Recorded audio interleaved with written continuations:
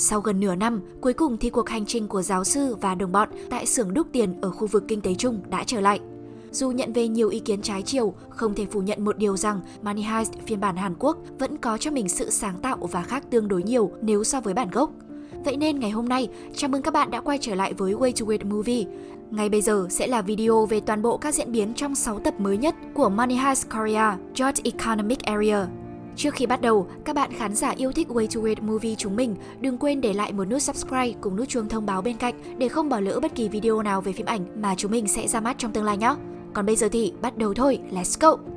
Tiếp tục với các diễn biến cực kỳ căng thẳng ở cuối tập trước, đại úy Cha Moo-hik đã tìm thẳng đến quán cà phê của giáo sư để thám thính tình hình. Rất may là nhờ sự cảnh giác của mình, giáo sư đã khiến Moo-hik không thể tìm ra được manh mối gì mới. Tuy nhiên, cựu đặc vụ của Bắc Triều Tiên đã không rời đi tay trắng. Anh đã đánh liều đánh cắp một vật dụng trong phòng của giáo sư để đi kiểm tra, sau đó đối chiếu với những dấu vân tay mà giáo sư vô tình để dính ở hiện trường lúc trước. Tránh để mọi việc đi quá xa, giáo sư phối hợp cùng với Ryo để bắt đầu tạo ra những manh mối giả hòng vu oan cho Moo-hik là một kẻ phản bội. Dù đã phản ứng rất nhanh và khiến Moo-hik bị truy bắt, giáo sư không ngờ rằng anh đã kịp thời xác minh danh tính của mình và chắc chắn về thân phận thật sự của giáo sư. Rất may là sau đó giáo sư đã đoán ra được rằng Moo-hik sẽ tìm gặp riêng Seun Ujin để báo tin nên đã chặn đầu và bắt cóc anh thành công. Lúc này đây, mẹ của Ujin bất ngờ nhìn thấy toàn bộ sự việc đó. Không còn cách nào khác, giáo sư đành phải vào trong để bịt đầu mối. Tuy nhiên, ngay khi nhận ra mẹ của Ujin mắc chứng đãng trí, giáo sư đã tha cho bà và vẫn giữ vững sứ mệnh ban đầu của băng là không làm hại ai. Trong lúc đó, ở bên trong xưởng đúc tiền, En Kim bất ngờ lọt vào tầm ngắm của một kẻ phản bội bên trong băng cướp. Nhưng may mắn là vì lương tâm cắn rứt, En thay vì chọn rời đi một mình và rơi vào chiếc bẫy, thì cô đã quay trở lại phòng giam. Người đang bị tình nghi nhất trong băng lúc này đây chính là Ryo, khi anh vừa chứng kiến ba mẹ của mình trên sóng truyền hình.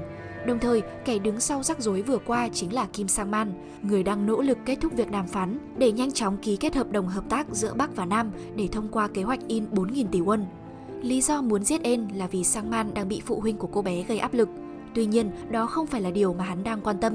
Bởi nếu En chết, quân đội có thể nhanh chóng ập vào trong và kết thúc mọi chuyện, mặc kệ chuyện sống còn của con tin. Tối đó, Ujin bất ngờ nhớ lại những lời Moo-hik nói hôm trước nên đã đến nhà giáo sư và điều tra anh. Đương nhiên, hành động này của cô đã không thu về được gì vì mọi thứ vẫn còn nằm trong sự tính toán của giáo sư.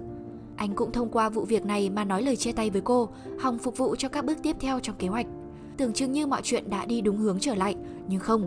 Nhờ sự chỉ điểm trước đó của En, tay giám đốc Choi Yong-min đã lấy cắp một số đồ nghề để gửi cho đặc vụ Chon-woo và các bảo vệ đang bị giam giữ trong xưởng. Và đó cũng là lúc mà phía các con tin vùng lên, họ đánh gục Oslo. Các thành viên trong băng bắt đầu cãi vã và Ujin quyết định cúp điện cả xưởng đúc để Chun-woo có thể thực hiện kế hoạch giải thoát con tin của mình. Ngay khi vừa thoát ra được, Chun-woo ngay lập tức tìm đến phòng an ninh để áp chế Ryo, đồng thời phá sạch mọi máy móc khiến liên lạc giữa giáo sư với bên trong hoàn toàn bị ngắt kết nối. Về phía các con tin khác, tất cả cũng nhanh chóng đi ra cửa sau để tẩu thoát nhưng đã bị cả băng chặn lại. Chớp lấy thời cơ, đội đặc nhiệm ở phía ngoài cũng nhanh chóng ập vào, khiến cả băng phải còng lưng ra mà chống chọi. Đó cũng là khoảng trống để các con tin lên tầng thượng và tẩu thoát. Dù rất cố gắng, Berlin cùng những đồng bọn chỉ kịp thời giữ lại được En và một nửa số con tin. Tay giám đốc Yong-min vì lanh chanh chạy trước nên cũng bị kẹt lại. Mọi chuyện kết thúc với thất bại toàn diện của cả băng. Oslo đã mất mạng, còn các con tin còn lại thì bắt đầu làm loạn và không nghe lời Berlin nữa. Bản thân Berlin cũng mất kiểm soát khi những lọ thuốc của anh cũng không còn và cả băng giờ như rắn mất đầu. Giờ đây, chân tướng mọi việc mới được hé lộ. Người phản bội trong băng chính là Nairobi. Cô làm như vậy là vì con trai của mình đang ở bên ngoài đã bị Kim Sang-man khống chế và gây sức ép. Cả băng sau đó cũng trở nên cực kỳ rối khi Berlin khống chế cả Tokyo và Rio để ép họ khai ra người phản bội. Sau cùng thì Tokyo bị đẩy ra ngoài cho cánh cảnh sát bắt giữ. Bị dồn vào chân tường, giáo sư bắt đầu tìm đến một nhóm người khác mà anh đã liên hệ từ trước với người cầm đầu tên là Seun. Ujin cũng bắt đầu tìm ra được một số manh mối khác của căn cứ bị bỏ hoang của giáo sư cùng đồng bọn. Cảnh sát giờ đây cũng ngầm xác nhận rằng mục tiêu của băng cướp là một cuộc cách mạng. Họ không hề hay biết rằng đây chỉ là một bức màn do giáo sư dựng lên để khiến những người dân ủng hộ mình. Một ngày dài của giáo sư khép lại với động thái mới của Berlin khi anh đòi gặp mặt bằng được cựu quản giáo Jeon Yong-su, người giờ đây là một nhà lãnh đạo mới của Bắc Triều Tiên đang lên kế hoạch ký kết với Kim Sang-man. Những thành viên mới trong băng của giáo sư đều là những đàn em của Berlin và lúc này đây ta mới được tiết lộ một sự thật. Giáo sư và Berlin thực chất chính là hai anh em ruột thịt nhưng bị xa cách lúc vượt biên khi xưa. Trở lại với cánh cảnh sát, ngay khi bắt được Tokyo, họ đã ngay lập tức thẩm vấn cô. Chưa kịp làm gì thì Kim Sang-man xuất hiện và loại Ujin ra khỏi chiến dịch, yêu cầu áp giải Tokyo đi, gián tiếp tạo điều kiện cho kế hoạch của giáo sư được tiến hành thuận lợi. Bởi thực ra ngay từ đầu, việc để Tokyo ra ngoài chính là chủ đích của Berlin. Tua ngược lại vài tiếng trước, Berlin và Tokyo đã hợp tác với nhau để tìm ra kẻ phản bội. Và ngay trước khi Tokyo bị đưa ra ngoài, Nairobi đã thú nhận tất cả và nhận được lại sự cảm thông của mọi người.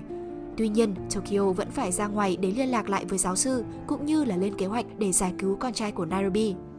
Trở lại với hiện tại, ngay sau khi được áp giải đi, Seoul cùng đồng bọn ở ngoài đã chờ sẵn và ngay lập tức giải thoát cho Tokyo.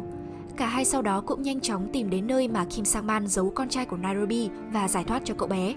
Ujin cũng rất nhạy bén trong vụ việc này nên đã ngay lập tức xuất hiện và gây khó dễ. Nhận thấy được Ujin là người đáng tin, Tokyo giao con trai của Nairobi lại cho Ujin xử lý và cả bọn rời đi. Tối đó, Berlin đối mặt với Yongsu và làm bẽ mặt hắn bằng cách tiết lộ thân phận của Seoul, đứa con gái bị hắn lạm dụng khi xưa và được Berlin giải thoát cùng mình khỏi trại giam. Về phía của Ujin, sau khi trải qua một ngày quá lao lực, cô tính tìm đến giáo sư để giải bày, nhưng vì nhận ra cả hai không có quan hệ gì với nhau nữa nên đã rời đi. Tuy nhiên thì ngay khi bước ra ngoài, cô đã ngất xỉu ngay giữa đường và được giáo sư đưa đến bệnh viện. Bản thân giáo sư sau đó cũng nhận ra một điều rằng mình đã thực sự yêu Ujin nên đã quay lại với cô. Đồng thời, giáo sư cũng nhận ra được những động thái tiếp theo của Kim Sang-man. Hắn dự tính đẩy nhanh ngày ký kết hợp tác lên để nhanh chóng tiến hành áp chế. Vì vậy, giáo sư cũng đành phải đẩy nhanh tiến độ của kế hoạch. Mặt khác, bên trong xưởng đúc tiền, Berlin cũng có cho mình những nước cờ để đáp trả. Anh thông báo đến các con tin rằng sẽ thả họ ra ngoài. Đổi lại thì nếu lựa chọn ở lại, mỗi người sẽ nhận về 3 tỷ won sau khi phi vụ khép lại. Sau đó, lần lượt những Youngmin, En và cả Mi-son đều quyết định ở lại. Riêng Mi-son thì vì tình yêu dành cho Denver nên đã chọn ở lại.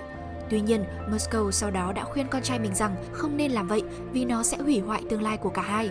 Và thế là Denver không còn cách nào khác ngoài việc nói lời chia tay với Mi-son và để cô ra ngoài. Đến lúc thả con tin, Tokyo ở bên ngoài cũng lợi dụng khoảnh khắc đó mà lao vào trong. Giữa thời khắc căng thẳng, Mi-son quyết định sẽ ở lại nên quay lại vào trong và hai bên bắt đầu đấu súng với nhau dữ dội.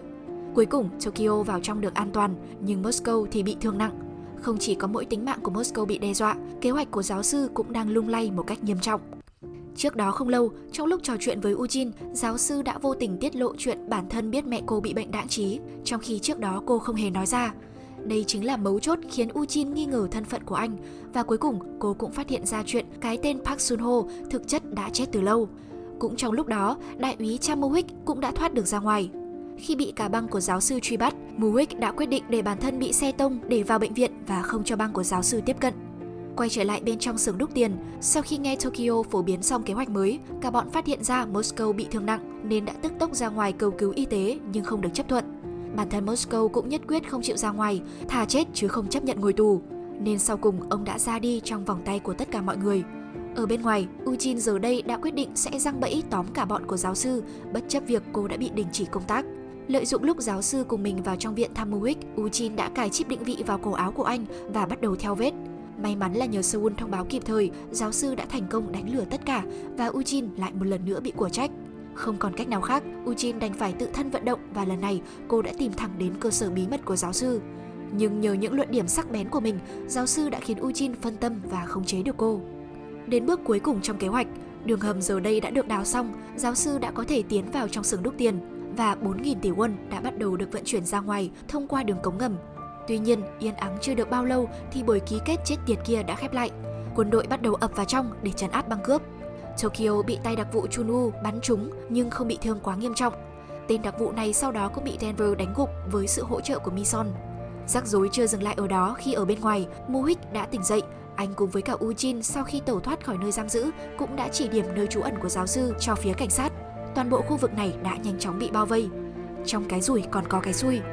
Những quả bom dùng để bịt kín đường hầm cũng bị hỏng, buộc Berlin phải hy sinh ở lại để đối phó với phe cảnh sát một mình, hòng kéo dài thời gian. Giữa lúc tuyệt vọng nhất, giáo sư bất ngờ nhớ ra rằng khi xưa bố mình từng kể có một đường hầm thông qua lại bí mật giữa Bắc và Nam Hàn ở bên dưới lòng đất. Và thế là với sự câu giờ của Berlin, cả bọn đã thành công thoát ra được thông qua con đường bí mật này. Về phía Berlin, nhờ sự xuất hiện của Seoul mà cả hai đã toàn mạng trốn được lên phía bên trên thông qua ống cống, sau đó trà trộn vào trong đám đông để tẩu thoát thành công. Lúc này, đường phố của Seoul trở nên cực kỳ náo nhiệt bởi vì giáo sư đã chuẩn bị trước đó một số quả bom tiền và ném phần tiền của bản thân ra khắp nơi, khiến mọi người ào ra đường để lấy tiền. Chủ trương mà giáo sư và Berlin muốn đề cao chính là ngôi nhà giấy, ám chỉ xưởng đúc tiền ở khu vực kinh tế chung, là thứ thuộc về người dân chứ không phải thuộc về những gã nhà giàu tham lam. Ở phía cảnh sát, Kim Sang-man vì cái tôi của mình cũng đã cho áp giải Eugene đi để điều tra. Muick thì sau khi nhận ra được những tham vọng của Sang-man đằng sau vụ việc này cũng đã quyết định đứng về phía Eugene. Anh nhanh chóng rời đi để chặn đầu xe cảnh sát và giải thoát cho cô đi ngăn chặn giáo sư. Tuy nhiên, khi đến và gặp được giáo sư cùng đồng bọn, Eugene đã không thể ra tay vì bên cạnh tình cảm chân thành giữa cả hai gia, triết lý và mục đích của giáo sư là thứ mà cô không thể chối cãi được, nên cô đành để cả băng cướp rời đi bằng tàu lửa.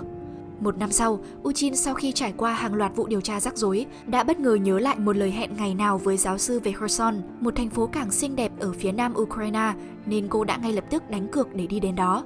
Và quả thật là như vậy, tại nơi mà cả hai từng hứa sẽ đi cùng nhau, Eugene đã gặp lại được giáo sư. Ở phần After Credit, ta cũng thấy được rằng băng cướp đã giữ lời hứa khi gửi về cho các con tin chịu ở lại giúp đỡ mình số tiền 3 tỷ won qua đường bưu điện. Tuy nhiên thì có vẻ như tay giám đốc tham lam ngày nào đã quên bén mất chuyện này nên đã bỏ lỡ cơ hội đổi đời của mình. Và đó là toàn bộ những diễn biến trong volume 2 mùa đầu tiên của Money Heist Career, George Economic Area. Các bạn có suy nghĩ gì về bộ phim chuyển thể này của xứ sở Kim Chi không? Hãy để lại ý kiến của mình ở bên dưới phần bình luận. Cảm ơn các bạn đã xem hết video này. Xin chào và hẹn gặp lại. Way to Wait out!